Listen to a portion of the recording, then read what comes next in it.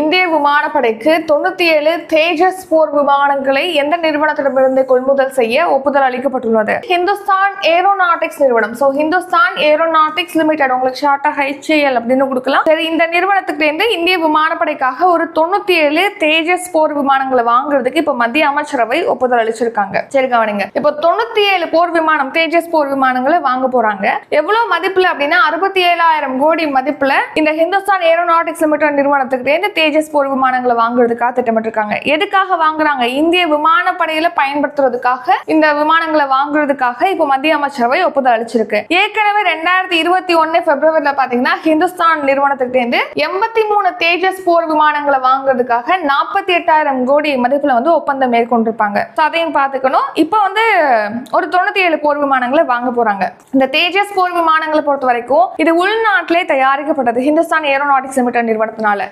அதாவது MiG-21 ரக போர் விமானத்துக்கு பதிலாக தான் இந்த போர் விமானத்தை பயன்படுத்த போறாங்க. நம்ம ரீசெண்டா கூட பார்த்திருப்போம், MiG-21க்கு ஓய்வு பெற போகுது அப்படின்னு சொல்லிட்டு இது ரஷ்யாக்கிட்ட இருந்து வாங்கின ஒரு விமானம் தான் MiG-21 அப்படின்னு சொல்லிட்டு.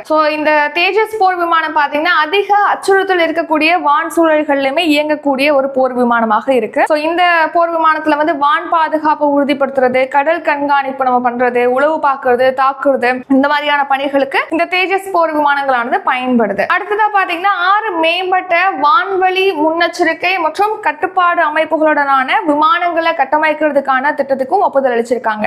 இந்த திட்டம் பாத்தீங்கன்னா 18,000 கோடி மதிப்பீட்டுல இந்த விமானங்களை உருவாக்குறதுக்காக திட்டமிட்டிருக்காங்க. இப்போ ரீசெண்டா கூட அடுத்த தலைமுறையை சேர்ந்த ஒரு போர் விமானத்தை தயாரிக்கிறதுக்கு இந்தியா திட்டமிட்டு இருக்கு. அதை தயாரிச்சு வருது அப்படின்னு சொல்லி நம்ம பார்த்துப்போம். அதே மாதிரி 6 மேம்பட்ட வான்வழி முன்னெச்சரிக்கை மற்றும் கட்டுப்பாடு அமைப்புகளுடனான விமானங்களை இப்போ உருவாக்குறதுக்கு திட்டமிட்டு இருக்காங்க. எவ்வளவு கோடியில அப்படின்னா 18,000 கோடியில. இதுக்கு பாத்தீங்கன்னா ஏர் இந்தியா நிறுவனத்துக்கு வாங்கப்பட்ட ஏர்பஸ் 321 விமானங்களானது பயன்படுத்தப்படும் அப்படின்னு தெரிவிச்சிருக்காங்க.